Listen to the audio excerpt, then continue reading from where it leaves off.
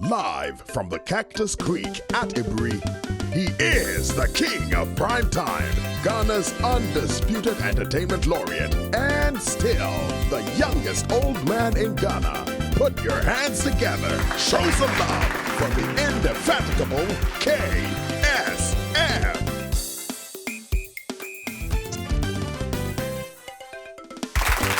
The KSM Show. Hello, folks. We are back again. We are back again. We're going to have a really great time today. Well, coming up much later, I'm going to be talking to Vera Kwakofi, an amazing woman. This Ghanaian woman who is working now at the BBC, and she started and she's been rising so beautifully, incredibly. And I want you to stay tuned, and we'll be talking to Vera coming up next. But for right now, as you know, this is October and it is Breast Cancer Month. Now, tomorrow, by the way, just tomorrow, there's a health fair going on for all women, and there's going to be free screening for breast cancer and I think cervical cancer. And this screening is being put together by this amazing couple called Jojo and Barbara. So we're going to go for a commercial break. When we come back, we'll be talking to Jojo and Barbara, and they'll be talking about the health fair they have coming up tomorrow. So stick around for this commercial break. When we come back, about Jojo and Barbara. We'll be right back.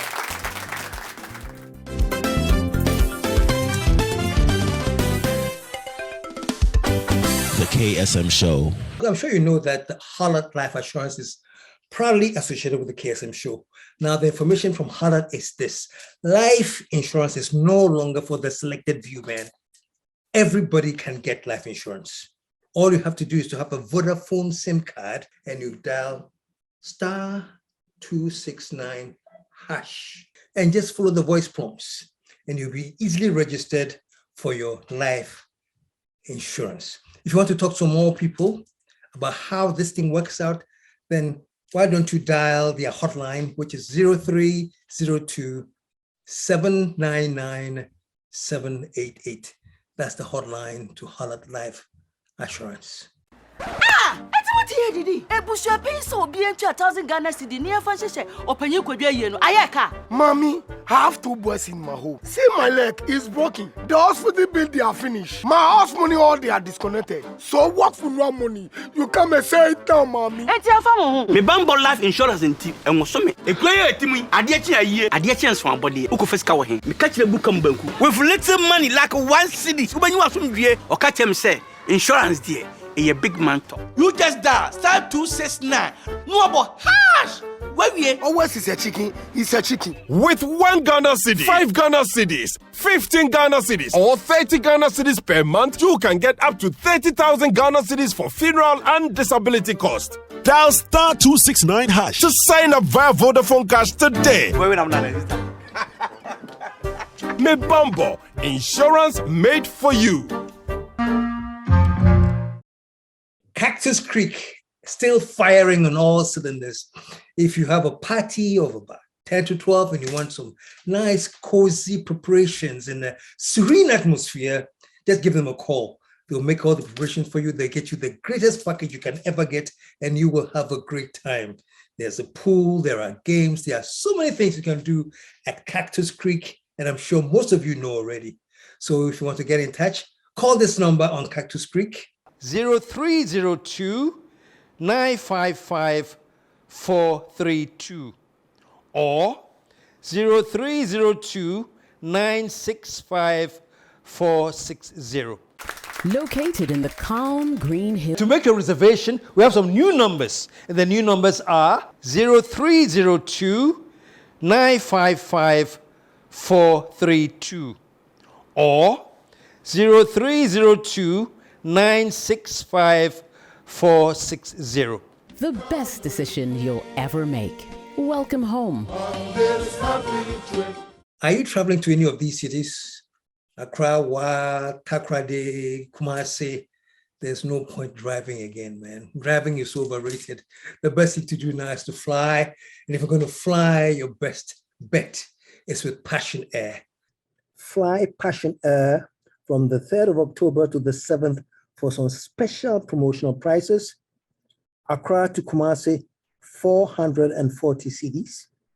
Accra to Tamale, 510 cedis. Accra to Takoradi, 440 cedis. Accra to Sunyani, 600 cedis. Accra to Wa, 710 cedis. Call now and make your reservation. 0800 221 221. The number again is 0800 221 221. Passion Air will get you there.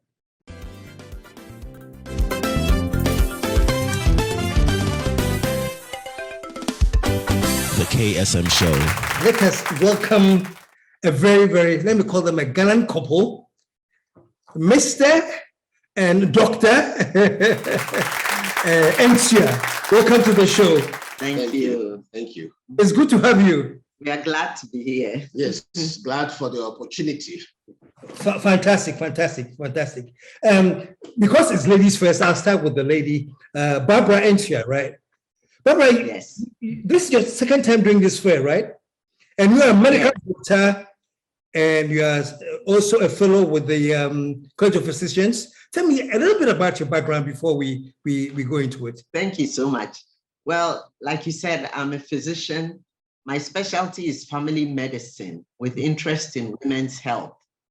And my husband and I have an NGO in Ghana known as the Gateway of Hope. Gateway of Hope, okay, fantastic. Yes. And in years past, we have come to do free medical clinics and some screenings for women, and also doing work in the high school, secondary schools, empowering young people so that they can have purpose in their lives and want to achieve their dream. Yeah, and then also speak in some churches. But starting from a couple of years ago, we decided to concentrate on women's health and screening for breast cancer and cervical cancer on a larger forum than what we were doing before. Okay. So we came up with the idea of having this this health fair, and this year is the second year of doing it. You have come down to do this. You have this foundation in Ghana, and you have come down from where you are originally based. Where? Well, the family lives in Florida, in the US. Yes, so that's where we came from. Barbara, can you take us a little bit about the health fair that is happening tomorrow? Yes, thank you. I'm excited that the fact that October is Breast Cancer Awareness Month. And for our fair, what we are doing is that we are doing a holistic fair.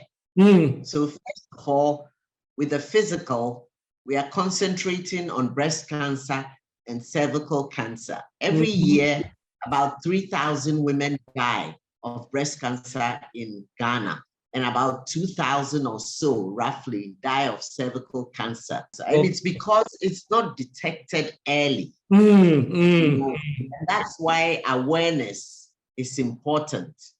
Because if you are aware of how your breast feels like, then if you see something different, you can quickly see a doctor to go over and do a real thorough exam, send you on to mammography or something like that.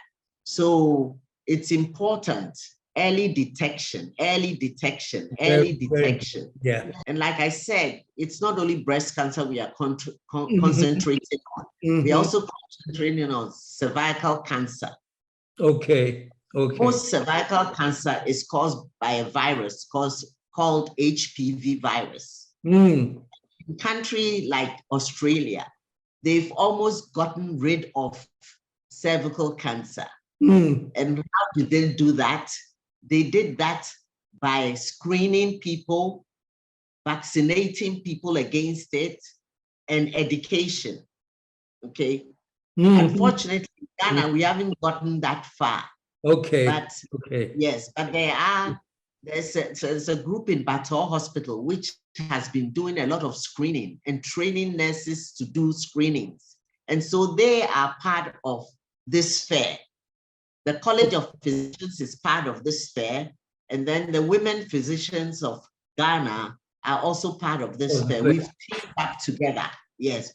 Okay. And then also the Accra College of Medicine, one of the 2 private medical schools in the country, also part of the team. So we have a pretty well endowed team to be able to carry out these exercises that are tomorrow. So they say to everybody, come to the women. Last year we screened just about 300 women, and there were a few cases that needed referral because there were signs that something was happening there. This year we are estimating probably upwards of 400 women because we have tried to expand our advertisement and outreach. Women only or men and women as well? Who's welcome? Well, the outreach is essentially to women. Yes. Okay? Women, okay. Now we know that it is possible for men to get breast cancer. Yeah. But it's a very rare occurrence. Mhm. Of course, men don't get cervical cancer. We get, our part is the prostate. Yes. But we are not the cervical cancer. Yeah. Okay. And so both of these, if detected early, are treatable. You know, if detected early, are treatable.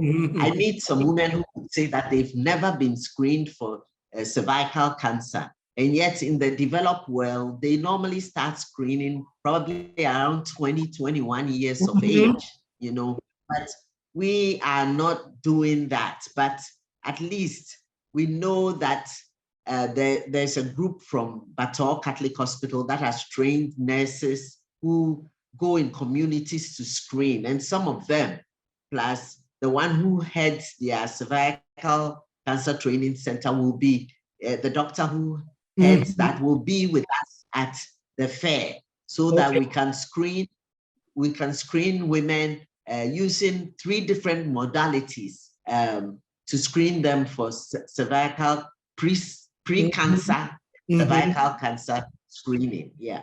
And the interesting thing about our fair is that we are not just concentrating on physical health. We are doing physical, mental, and spiritual. This month is also Mental Health Awareness Month.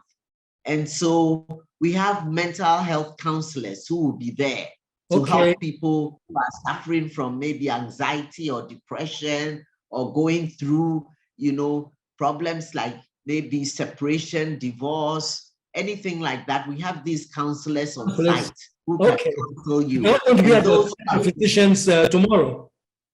Yes, at the College of Physicians and Surgeons near Ridge Circle tomorrow.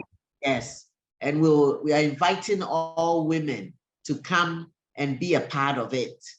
And also those who are going maybe through domestic violence issues. We have the ARC Foundation, which is a group that deals with women who have domestic violence or sexual abuse or any abuse, intimate partner abuse. They are also present to do some counseling for those. Very holistic, huh? You're covering all aspects. We are covering a lot of. We even have a aerobics teacher who will be teaching people a little bit of aerobics on the side. Those who want to, and using what we call stretch bands. That one you don't even have to go to the gym. You can use your stretch band in your house, different exercises, and she will be there as well. And then you even get a free stretch band to take home after you go through that. Oh, wow. Wow. Yes, so we have, and the exciting thing is that we also are doing spiritual help.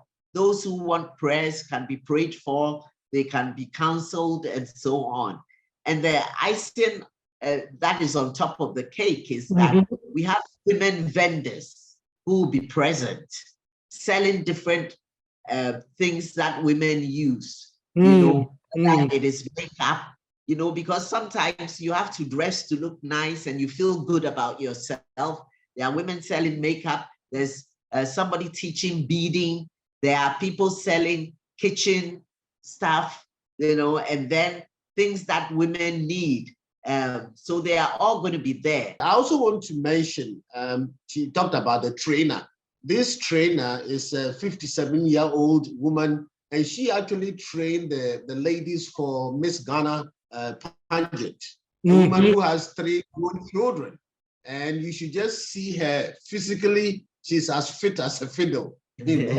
And she took us on a walk up the Ebri Hills. This was about 10 days ago. Yeah. And that's what my fantastic. Yeah. So she is going to do some aerobics.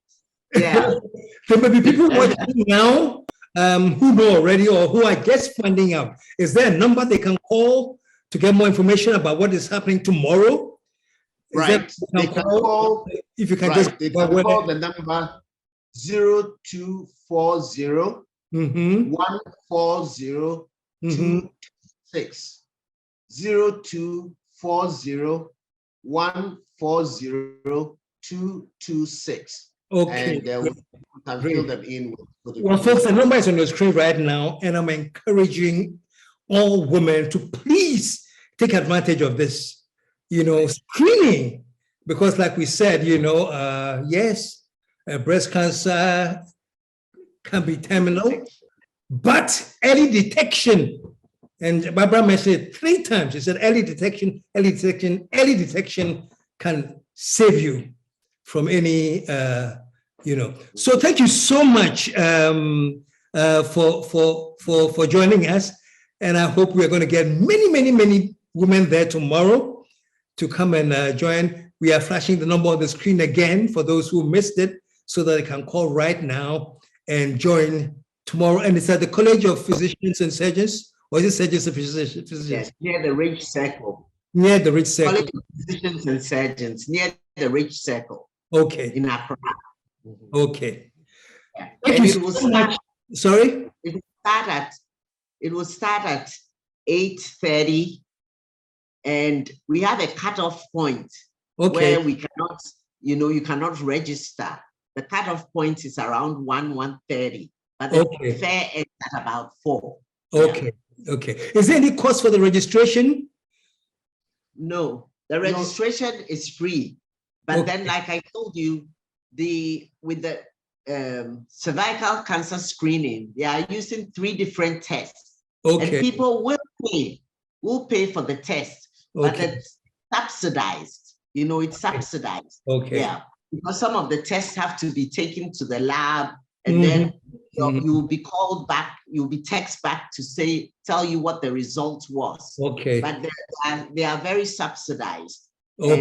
Hope that women can come and get screened for both breast cancer and cervical cancer. Cervical cancer. Okay. Very, very, very important. Well, Jojo and Barbara, thank you so much for joining us and giving us this very, very, very important information. And I'm looking forward to seeing many women there tomorrow to get themselves tested. Thank you very much for joining us. Thank you. Bye-bye. Bye.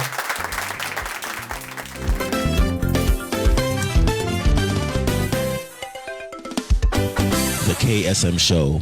I'm sure you know that the Harlot Life Assurance is proudly associated with the KSM Show. Now, the information from Harlot is this: life insurance is no longer for the selected few, man. Everybody can get life insurance.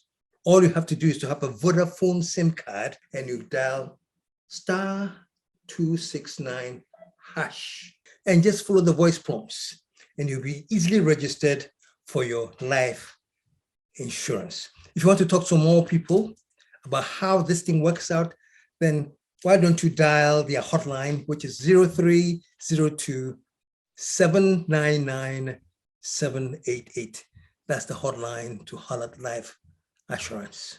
What here did he? Ebusha pay so be 1,000 Ghana cedi near Francisco or Penny could be a year. Ayaka. Mommy, I have 2 boys in my home. See, my leg is broken. The hospital bill, they are finished. My house money, all they are disconnected. So what for no money? You come and say it down, mommy. Me bambo life insurance and tip and was some. A player to me, I did a year, I did chance one body, Ukofesca him. Me catch the book banku. With little money like 1 cedi, when you are from here or catch him say, insurance dear. a big man talk. You just dial *269. No about hash. Where we? Always is a chicken. It's a chicken. With 1 Ghana cedi, 5 Ghana cedis, 15 Ghana cedis, or 30 Ghana cedis per month, you can get up to 30,000 Ghana cedis for funeral and disability cost. Dial *269 hash to sign up via Vodafone Cash today. Mebambo, insurance made for you. Cactus Creek still firing on all cylinders. If you have a party of about 10 to 12 and you want some nice, cozy preparations in a serene atmosphere, just give them a call. They'll make all the preparations for you. They get you the greatest package you can ever get, and you will have a great time. There's a pool, there are games, there are so many things you can do at Cactus Creek, and I'm sure most of you know already. So if you want to get in touch, call this number on Cactus Creek. 0302 955 432 or 0302 965 460. Located in the numbers are 0302 955 432 or 0302 965 460. The best decision you'll ever make. Welcome home. Are you traveling to any of these cities? Accra, Wa, Takoradi, Kumasi? There's no point driving again, man. Driving is overrated. The best thing to do now is to fly. And if you're going to fly, your best bet is with Passion Air. Fly Passion Air from the 3rd of October to the 7th for some special promotional prices. Accra to Kumasi, 440 cedis. Accra to Tamale, 510 cedis. Accra to Takoradi, 440 cedis. Accra to Sunyani, 600 cedis. Accra to Wa, 710 cedis. Call now and make your reservation. 0800 221 221. The number again is 0800 221 221. Passion Air will get you there.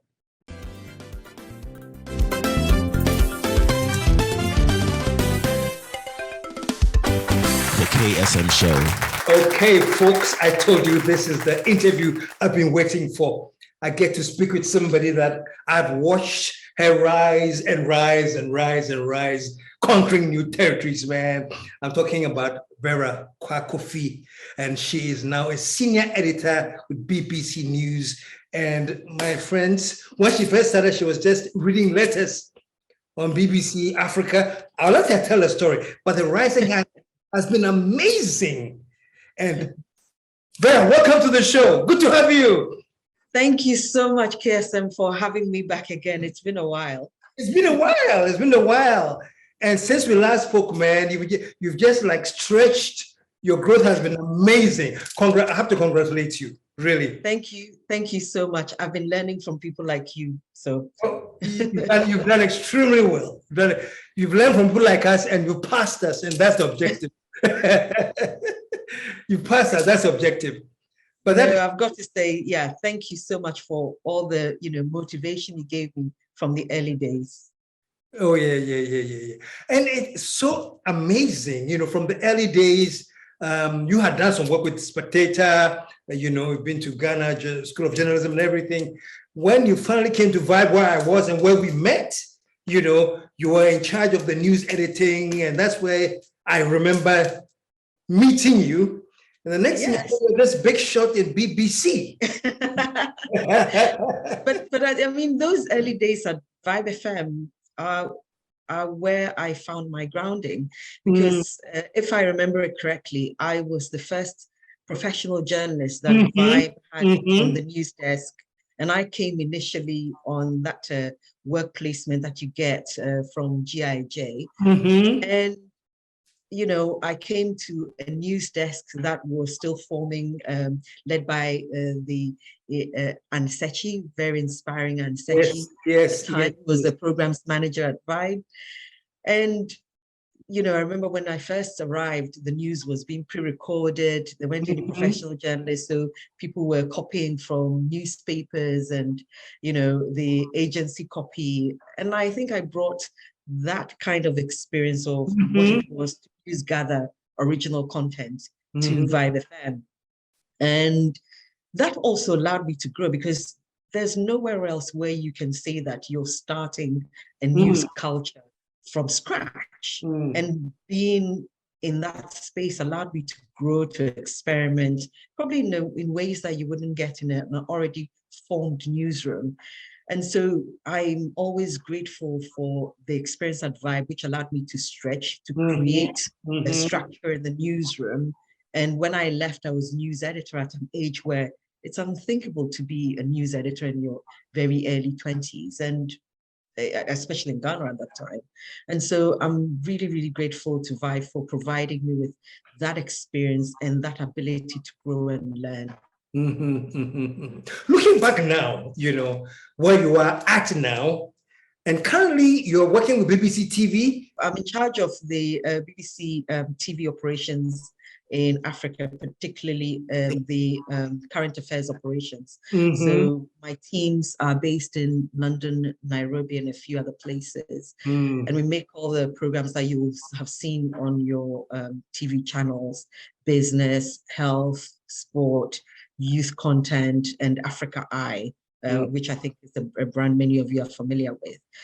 And so I'm in charge of those teams, currently mostly in TV, but we're transitioning to digital content making, which I think is the future. We can talk about that a bit more. But, you know, and I work with the most amazingly fantastic, talented journalists from all over Africa that you can imagine. And it's been a privilege, you know, seeing the work that they put out, recruiting some of these people. And it's just fantastic that I've been able to support the growth of some journalists across Africa, and I'm really proud of that. It's a very, very long way from Vibe FM News Desk, that's for sure. What's the experience now? I mean, you're looking at current affairs programs in Africa. We're not talking only Ghana or only Nigeria, Africa. What goes through selecting which one is which to deal with, and at what time? How are you juggling all of this? Give me a little peek into a day in the life of Vera. I'm very lucky that I've got extremely experienced and talented program editors who report to me. And so they're sort of the first line of defense, as it were, when it comes to the newsroom operations. But my job involves just daily check-ins with the teams and editors. I sort of sign off all the stories that we commission. So we've got I chair a weekly commissioning meeting where all the program editors send in the stories that they want to do. We go through them just to make sure that the stories are relevant. And for me, what I look out for is relevant to audiences. Because we're a public broadcaster, we've got to always remind people that at the end of the day, the audiences are what should matter, not because you as a journalist feel that you would like to do the story. Is this a story that matters to the audience?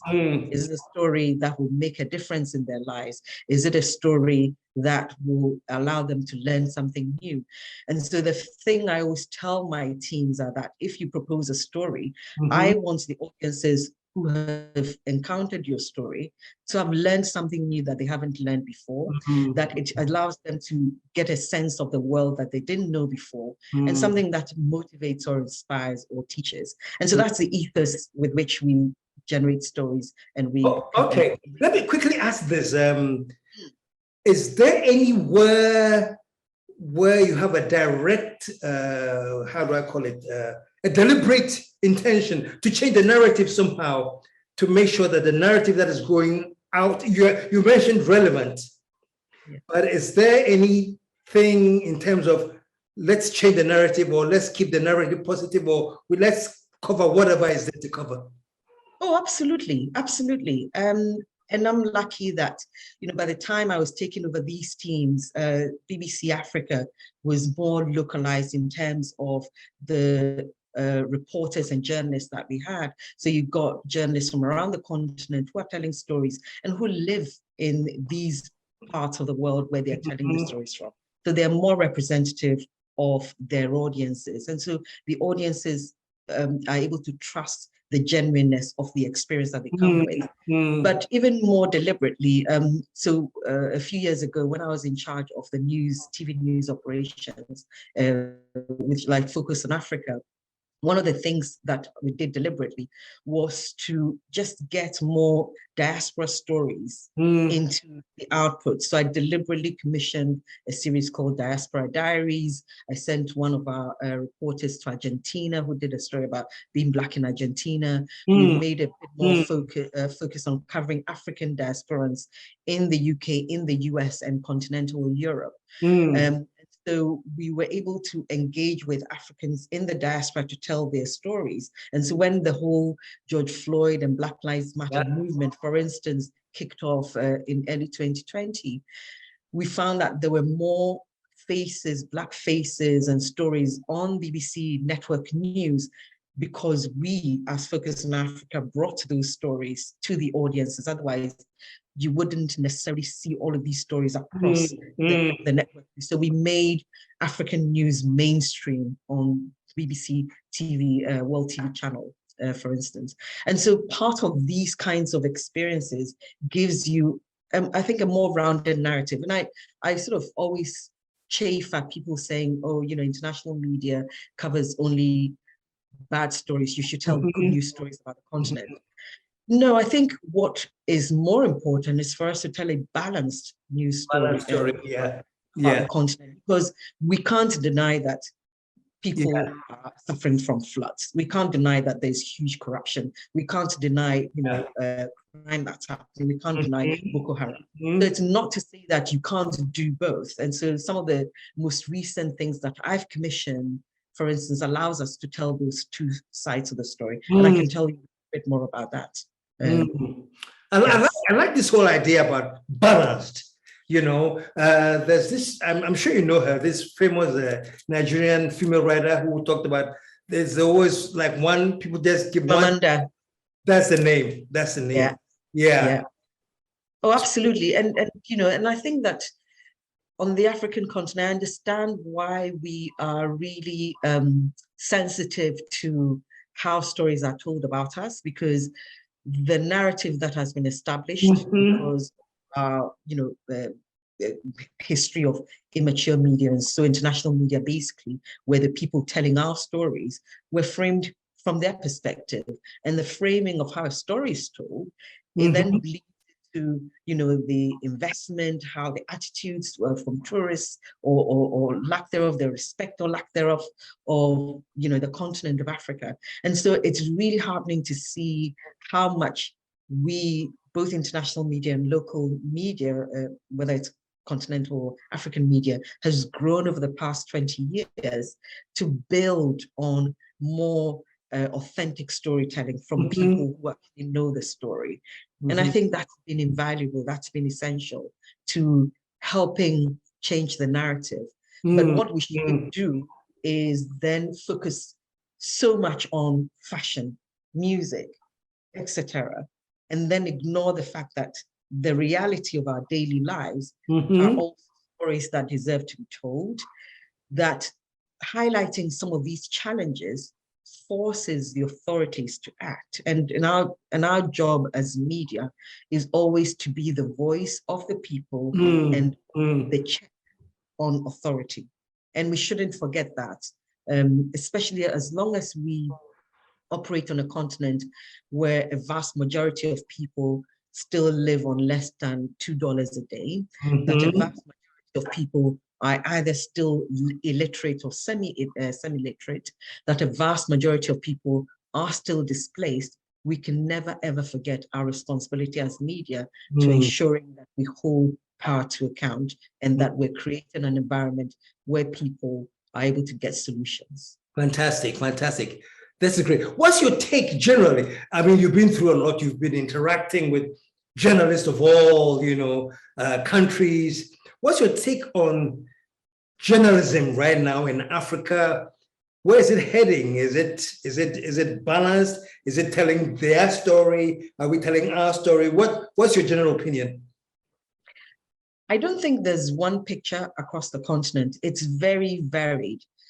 But my concern at the moment about journalism is that we're facing a huge threat in journalism and information because of misinformation and disinformation. The big benefit that has come with the technological change in journalism, things like the use of the mobile phone, the fact that the mobile phone is able to be a camera, a way for you to broadcast live, and it's put power back into the hands of ordinary people to tell their own stories. But that power also comes with responsibility. And so you've got a proliferation of disinformation and misinformation, largely channeled through social media, which means that if you are the person responsible for passing information, there's a high level of responsibility on your behalf to behave ethically. We don't get a lot of that. And so people sort of broadcast information as news without necessarily vetting whether they're actually telling news story or they're involved in gossip, because there's a difference between news and gossip. It's about the value to the audience, but also I think journalism is under pressure financially. There isn't a lot of investment in newsrooms to help pay journalists properly. And so you're finding that journalists are having to supplement their income by doing other things. In our environment, and when I say environment, it's not necessarily restricted to Ghana or even Africa. Around the world, you're finding that there's a consolidation of news operations and being bought out by a lot of rich people. And so you know, if your newspaper and your news organization is owned by a rich politician, there is very little chance of independent journalism, especially if the politician's political interests are at risk. And so we find that narrowing of space and the fact that the politician or the business person owns the media means that you can't interrogate wrongdoing as effectively as you could if you were independent of, you know, the fact that you're owned by this company or this corporation. So there are huge challenges. And then the last challenge, I think, is that governments probably in the past 5 years have become even more hostile to journalism and interrogation of, you know, of truth, of fact. And we see that in Ghana as well. There are more stories now that I read, much to my dismay, about threats made to journalists being brutalized by police, journalists being arrested, journalists being harassed. That was something that we saw quite a bit in the past, and for the past 15 years or so, that went away. But more and more, I'm reading news stories about journalists being harassed in Ghana, and that's a very, very worrying trend, because once you start what do you think the trend is?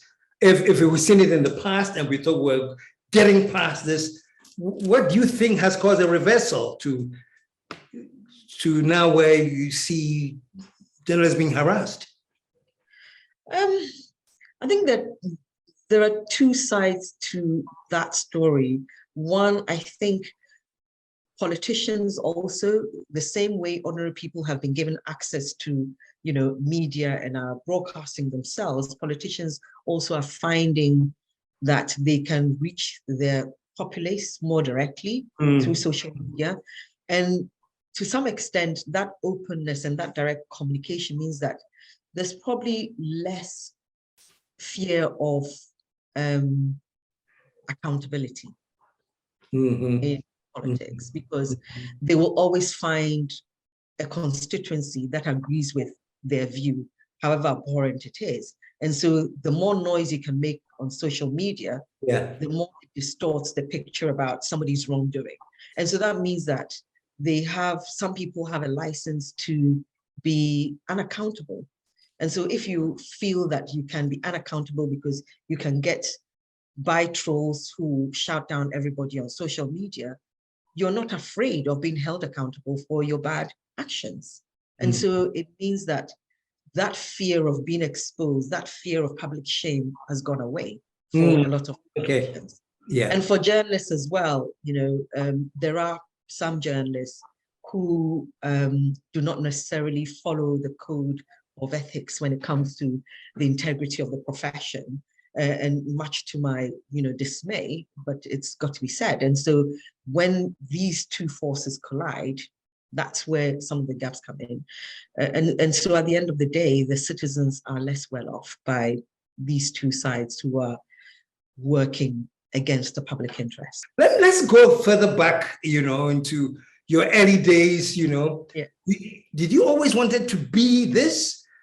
I know when you were a kid, you were listening to BBC and GBC quite a bit. Did you have this media whole thing in mind at that time? As a child, we were encouraged to just sort of consume a lot of media and just dream and see and try and see the world. Because my dad, he's retired now.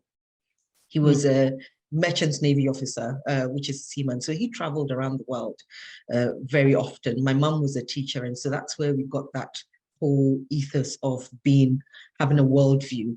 And I think that wanting to see the world was probably informed my dad, who wrote to us all the time when he was away, and he'd tell us about the things he was doing while being around the world. And we always had a world map in our living room, and we would sort of try and track where my dad was going with the ship. And so I think having a worldview and wanting to see the world was informed by that experience. And I think as a child, you also, in Ghana, if you have that narrow space, you can't put a word or a description to that ambition and that sight. And so it's only when you step out that you begin to think, okay, there are more paths for me to follow than just what I assumed would be the one path or the normal path. And so I'm really thankful for that push that I got from the family, from my parents, to not put limits on your ambition and just dream. And so so that's how I found myself where every single time they would support that ambition. They might not necessarily understand what I was doing half of the time, but they were always supportive, and that's important. Yeah. So when you look back at where you are now, how happy are you? You've come really far. You started with BBC. You were first reading letters on from listeners. From Focus on Africa. Reading letters, Yes. But the thing is, reading those audiences' letters, I think also confirmed to me the responsibility I had as a journalist, because I was getting a first-hand account of the stories we were doing and what impact it was making in their lives, whether it was helping inform them, whether it was helping them pass their exams, whether it was helping them be knowledgeable about the world, or even just, telling them about what was happening in their country in a way that they weren't even. I get it. You got that sense of responsibility.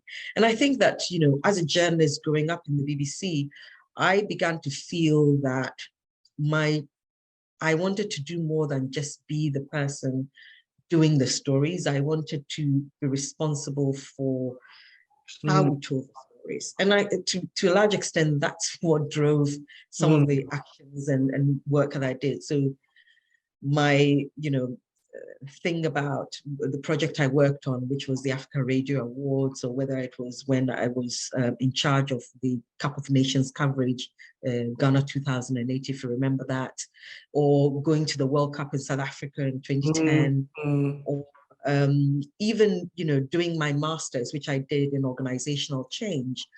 It was just to get a better understanding of how do you make change in a news media environment that allows you to make a difference to the audiences. So I think at the back of my mind, I'm always wanting to share the experience I got and the growth I got from media from the early years. I hope that everything that I've done has allowed other people to gain that same sort of experience and sense of adventure. And so even in the latest, I've commissioned a series of documentaries before I left London to come to New Haven, where I am now. And the first one, which went out a couple of weeks ago, was about the Jula, which is a Senegalese ferry. I don't know if you've ever heard of it. It's called the African Titanic. It was a sea ferry, and it was a sea ferry that sank off the coast of Senegal 20 years ago this year. Nearly 1,900 people drowned. Wow. More than the Titanic. But many people don't know about it. Yeah. I remember that story from my very early years at the BBC and the impact that story made on me. So 20 years later, I was in a position to commission a documentary telling the story of the survivors. Fantastic.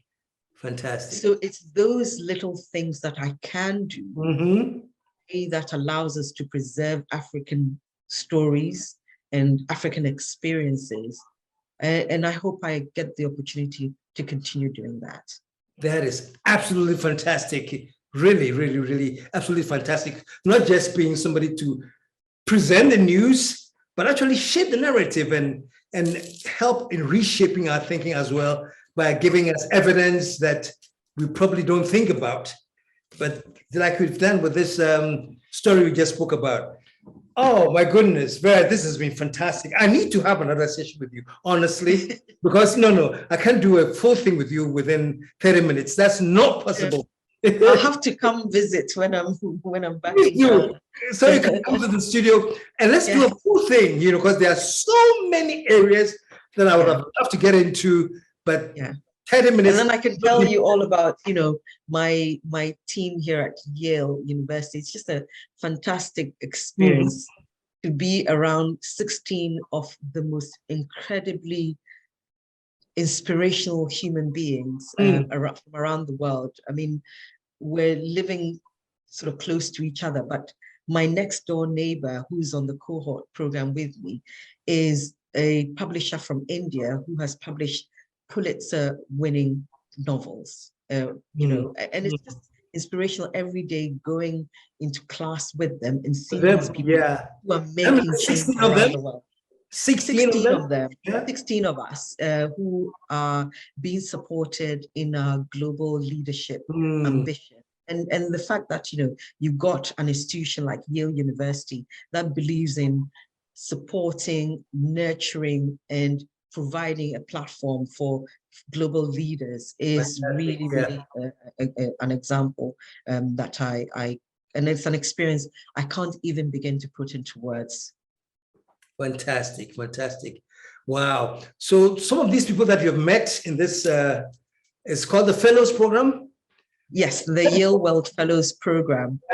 Were there any people that you had read about before, or you're now meeting them all for the first time now? We're all meeting each other for the first time in this program, and we become like a family. So on the weekend, we went on a hike together, a group of us, so five of us.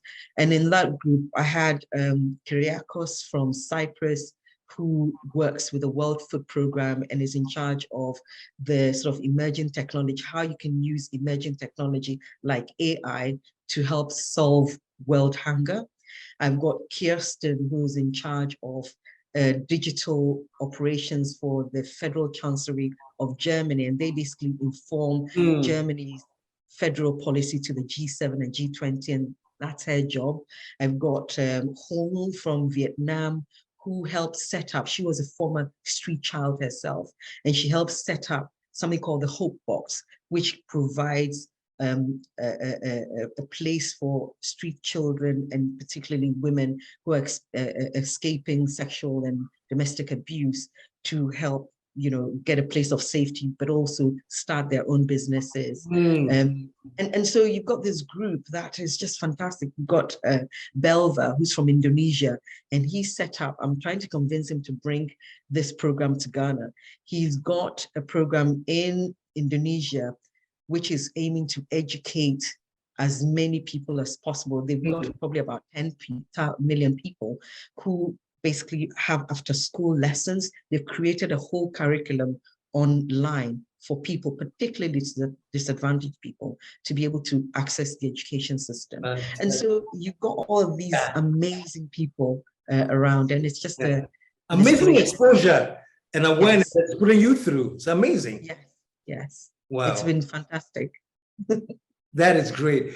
Vera, thank you so much for joining us. My apologies again that we didn't have enough time to get into everything we want to get into, but that will be done. Definitely. Absolutely. It means that there's more conversation to be had. And more to be had. But just let me say thank you so much, KSM, for the belief you had in me more than 20 years ago back at Vibe, and the time you had for this small girl who was in the office to listen to our ideas, ambitions, concerns, and to always push us forward. I know that there are so many of us from the Vibe days and probably from outside of that who appreciate the generosity of your time and the belief and the push that you gave us. Thank you very much. You're making me blush now. You're making me blush. Well, it's good to know that every effort that we put in has resulted in what we are seeing now. And congratulations to you for thank you for being who you are and accomplishing what you have accomplished so far. Congratulations, man. Thank you so much, and all the best with the program. Thank you so much. Okay, folks, we've been talking to Vera Kwakofi, and an extremely fascinating person who has amazing accomplishments. And you can take time to read on her, check on her on BBC, go to the website, and you'll be amazed. I haven't even scratched the surface of the full Vera I wanted to talk to, but this is the best I could do. Vera, thank you one more time for joining us. And for you folks, thank you for listening in. And until we come back next week, KSM signing off, saying, as I always do, we are out of here.